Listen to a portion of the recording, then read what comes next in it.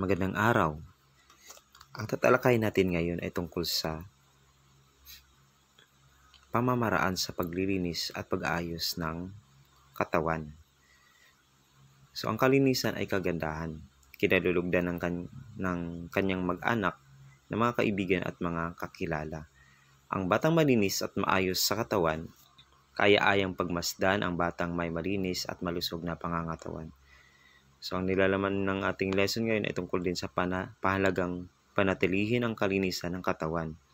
Ang pansariling kalinisan ay di lamang nakadaragdag ng pagiging maayos sa paningin. Okay, alamin natin. Tingnan at suriing mabuti ang mga kagamitan sa paglilinis ng katawan na nasa harapan. Alin sa mga ito ang ginagamit mo araw-araw? Alin naman ang ginagamit mo isang beses sa isang linggo? Palagi mong isaisip na kailangan mong maging malinis at maayos. May mga kagamitan na dapat mong gamitin para sa iyong sarili lamang. At may mga kagamitang maaring gamitin ng iba pangkasapi ng pamilya. Sa edad mo ngayon, may mga bagay na maaari mo nang gawin. Maayos mo na ang iyong sarili nang hindi humihingi ng tulong sa iba. So ano-ano kaya mga kagamitan na ginagamit natin na makakatulong upang maging malinis at maayos ang ating sarili. So may mga akmang kagamitan sa paglilinis at pag-aayos sa sarili tulad ng buhok, kuko, katawan, bibig at ngipin. So meron tayong mga kagamitan sa paglilinis ng buhok. Una, kailangan natin ng suklay o hair brush. Paano ba nakakatulong ang suklay? So inaalis nito ang gusot ng buhok, nagpapakintab at nagpapadulas ng buhok. So nakakatulong ito pang maging maayos at hindi buhaghag ang buhok natin. Pangalawang kailangan ay shampoo. So kailangan natin ito pang maalis ang mga nakakapit na dumi at alikabok, pinababango at pinalalambot nito at pinapadulas ang buhok pang mapanatiling malinis. Meron naman tayong kagamitan sa paglilinis ng kuko. Meron tayong nail cutter na ginagamit natin sa paggupit ng mga mahaba at maruming kuko. Kagamitan naman para sa bibig at ngipin. Kailangan natin ng sipilyo. So, paano ito nakakatulong? Tinatanggal ang mga nakasingit sa pagitan ng ngipin. Pinalulusog ang gilagid. Tumutulong sa sirkulasyon ng dugo. Toothpaste. Ginagamit na rin natin ito upang mapigilan ang pagdami ng mikrobyo sa bibig. Pinapatibay ang ngipin. Iniiwasan na mabulok ang ngipin. At pinapabango ang bibig. Sa mga kagamitan nito ay nakakatulong sa upang maging malinis ang ating ngipin at upang hindi maging mabaho ang ating hininga. Kinakailangan nating magsipilyo at mag-toothbrush araw-araw. Kailangan din natin ng mouthwash. Paano po ba nakakatulong ang mouthwash sa ating bibig? So, tumutulong ito upang mapanatiling mabango ang ating hininga. Tumutulong din naman ito sa pagpuksa ng mga mikrobyo na namamahay sa loob ng ating bibig. Ito kasi ang naging sanhi ng mabahong hininga. So, inaalis nito ang mga mikrobyo na naging sanhi ng mabangong hininga. May kagamitan din tayo para sa katawan. So, ginagamit natin ito, tinatawag na bimpo, upang pangkuskos ng katawan tuwing tayo ay maligo, upang maalis din yung mga libag sa ating katawan, upang magiging malinis ang ating mga balat at matanggal yung dumi habang tayo ay naliligo. Gumagamit din ng bimpo at kailangan din natin ng sabong pangpaligo. Paano nakakatulong ang sabon? So, nakakatulong din sa pag-alis ng dumi at libag sa katawan. Pinapabango nito ang ating katawan. Pagkatapos maligo, kailangan natin ng tuwalya. Nakakatulong ito upang matanggal ang ginagamit natin bilang pamunas sa buong katawan pagkatapos maligo. Sinisipsip nito ang tubig sa basang katawan. Bago magbihis, gumamit muna ng tuwalya. So nakakatulong ang mga kagamitan na ito upang mapanatiling maayos ang ating at malinis ang ating katawan. May iba't ibang paraan naman tayo sa paglilinis sa sarili. So, una, paliligo. Kailan ba tayo maligo? So, ginagawa natin ito araw-araw. Ba't kailangan araw-araw? Upang mapagsigla at maalis ang masasamang amoy, dumi at alikabok na nakakapit sa katawan. Maaari kang maligo sa umaga, sa gabi, bago matulog. Ang mahalaga ay nalilinis mo ang iyong katawan. Sa pagliligo, mahalagang tanda ng sapat na tubig lamang ang gamitin. Ang kagamitang pagkatapos gamitin ay dapat isaayos at ilagay sa tamang lalagyan. Narito ang hakbang sa wastong pagligo. Una, basain ang iyong buhok at buong katawan. Lagyan ng gugo o shampoo ang buhok. Imasahe ang iyong anit upang lalong luminis. Pagkatapos ay banlawan ito ng mabuti.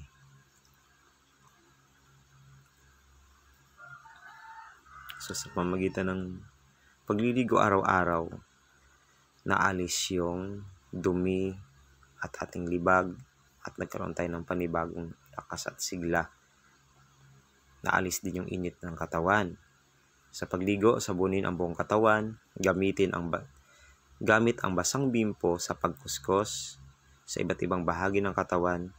Higit na bigyang pansin ang liig, tenga at likod, braso, siko, tuhod, kilikili, pusod at pagitan ng daliri at paa. Dahil dito minsan ay maraming alikabok at maraming mga libag na nakadikit. Banlawan ang buong katawan, maaring ulitin bilang 3. Kung kinakailangan naman, tiyaking paulit-ulit nating banlawan hanggang maging malinis na at tiyaking malinis na madulas ang katawan sa ninang sabon. Punasan at patuyuin ng malinis na tuwalya ang buhok at buong katawan. Tiyakin na ang lahat ng bagay ng katawan ay napunasan at natuyo. Maglagay ng pulbos at magsuot ng malinis na damit. Iwasan ang paggamit ng damit na naisuot na. Kahit naligo na tayo at binihis natin uli yung dati natin naisuot, didikit yung mikrobyo sa ating katawan at marumihan uli ang ating katawan. So paglilinis naman ng ngipin, so bakit kinakailangan nating magsipilyo? So, ang malinis ng ngipin ay kakit-akit tingnan. Naiwasan ang pagkabulok at pagkasira nito kung laging malinis.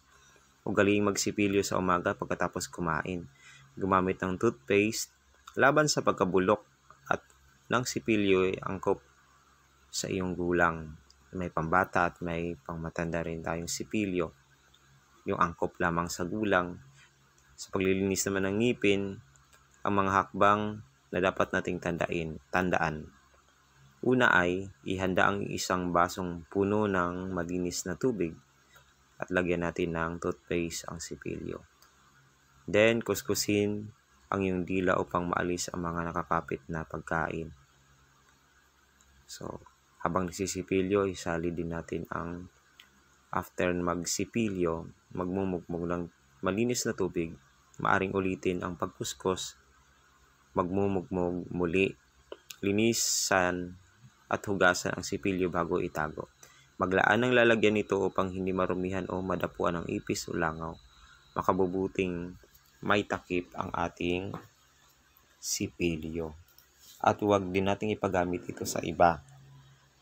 So, kailangan palitan din ito regularly. Pag-aalaga ng buhok. Paano naman natin alagaan ang ating buhok? So, ang buhok ay may malaking bahagi sa katauhan o personalidad ng isang tao. Babae ka man o lalaki. Mahalagang malaman mo kung paano mapanatiling malusog at maayos ang buhok. So, gagamitin ng shampoo o gugo 2 o 3 beses isang linggo ay mahalaga. Kailangan limitahan ang paggamit ng mga ito upang hindi mawala ang natural na langis. So may langis na kusang natural lamang nalalabas sa ating buhok na siyang tumutulong din upang maging madulas at maging shiny ang ating buhok. So may maiwasan din ang pagtuyo ng buhok. Gumamit ng angkop na suklay o brush, ugaliin ang pagsuklay o pagbrush upang mapanatiling malinis at makintab ito. Tiyakin na tumatagos sa init ang bawat hagod sa pagsuklay o pagbrush upang mamasayang anit at magkaroon ng normal na ayos. Pag-alaga naman sa kamay, ang isang taong may maikli at malinis na kuko ay nagtataglay ng magandang kaugaliang pangkalusugan. Mahalagang hugasan ang kamay sa tuwing ito ay narumihan. Maghugas ng iyong kamay bago at pagkatapos kumain. Hugasan mo rin pagkagaling sa palikuran. Gupitin ang mahabang kuko pagkatapos maligo. Gumamit ng nail file upang kinisin ang gilid nito. Gawin mo ito minsan sa isang linggo. Iwasan ang pagkagat sa kuko. Bukod sa hindi magandang tingnan ay masama pa sa iyong kalusugan. So ganung paraan, mapapangalagaan natin ang ating kamay. Huwag pabayaang maghahaba ang ating kuko at madikitan ito ng mga iba't ibang alikabok o putik na siya ding matatangay habang tayo ay kumakain. So mainam na huwag pahabain, gupitin ang mahabang kuko gamit ang nail cutter. So, bakit naman kinakailangan na maghilamos? So, ang bahagi ng katawan ng tao na lantad sa dumi at alikabok sa paligid ay ang mukha. So marapat na bigyan ito ng higit na atensyon upang mapanatiling malinis at maganda. Maghilamos ng mukha pagkagising sa umaga at sa gabi bago matulog. Isa-isahin natin ang wastong paraan ng paghihilamos. Una, lagyan ng malinis na tubig ang palanggana. Pangalawa, basain ng tubig ang mukha pati ang tenga. At pangatlo, sa pamagitan ng kamay, pahiran ng sabon ang buong mukha. Hagurin ng paikot at paitaas ang mga pisngi, ilong, mata at tenga, noo at pagkatapos ang lieg. Pang-apat, banlawan ang mukha. Palitan ng tubig sa palanggana at banlawan muli. Tiyakin na wala na ang madulas na pakiramdam sanhi ng sabon. Dampian ng malinis na tuwalya upang ito ay matuyo. Paano naman natin pangalagaan at linisan ang ating binti at paa? So, ang unang gagawin, hugasan ang ating binti at paa ng sabon at malinis na tubig. Kuskusing mabuti ng sabon ang mga daliri sa pagitan ng paa, bukong-bukong, alak-alakan at tuhod, at banlawang mabuti. Kung ang paa ay pawisan at may masamang amoy, makabubuting ibabad ang mga ito sa maligamgam na tubig na may asin. Pagkatapos linisin, ibabad ito sa loob ng 10 hanggang 15 minuto. So, makilahok sa gawain, mga kagamitan sa paglilinis at pag-ayos ng katawan. So, pansariling gamit. Meron tayong suklay, sipilyo, bimpo at tuwalya. Ito naman ay pampamilyang gamit. So, pwedeng i-share kahit sino sa miyembro ng pamilya ang gagamit. Shampoo, nail cutter o panggupit ng kuko, mouthwash, sabong pampaligo at toothpaste. So, tandaan natin upang mapanatiling malinis at maayos ang sarili, dapat gumamit ng iba't ibang kagamitan tulad ng suklay, nail cutter, sipilyo, bimpo at tuwalya at iba pa. At meron tayong pansariling gamit at meron din tayong pampamilyang gamit. Hindi pwedeng gamitin ng kahit sino man ang pansariling gamit. Okay. Ngayon meron tayong sasagutan o gawin natin. Paano to? Isulat sapat lang ang salitang tinutukoy sa mga sumusunod na pangungusap. Piliin ang iyong sagot sa loob ng kahon. May pagpipilian tayo. Nail cutter, mouthwash, sipilyo, suklay, tuwalya, at bimpo. Unang tanong, ginagamit ito sa pagsasaayos ng buhok. So, isulat sa patlang ang tamang sagot. Ito'y ginagamit upang maging malinis at matibay ang ngipin. 3. Pang-alis ito ng libag at iba pang dumi sa katawan. 4. Ginagamit ito bilang pamputol ng kuko. 5. Ginagamit na pamuna sa katawan pagkatapos maligo para ito'y matuyo. Kung may mga katanungan kayo, i-type ninyo sa comment section at ating sasagutan. So, paki-comment sa mga tanong. Okay. Isulat ang tamang sagot sa patlang bago ang bilang, piliin lamang sa kahon ang tamang sagot. Pagyamanin natin o takdang aralin or assignment. Ano ang gagawin? Gumupit at idikit sa iyong kwaderno ang mga larawan na ginagamit sa paglilinis ng ating katawan. Sabihin kung paano ito gagamitin upang mapanatiling malinis at maayos ang ating katawan. So, yun lang at maraming salamat sa inyong pakikinig.